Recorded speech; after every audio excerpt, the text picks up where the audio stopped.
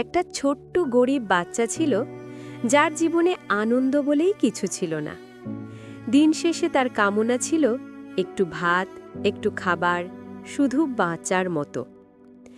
আজও ঠিক তেমনই বসেছিল সে।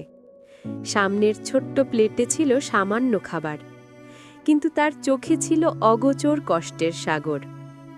সে নিজের চোখ দুটা ঢেকে কাঁদতে লাগল, কারণ দিনের পর দিন সে একটা কথাই ভাবত, কেন সব কষ্ট শুধু আমারই ভাগ্যে আসে? ধনী ছেলেরা হাসে, খেলে, তাদের প্লেটে থাকে পাহাড় সমান খাবার, আর সে এক চামচ খাবারটাও জড়িয়ে রাখতে হয় বুকে।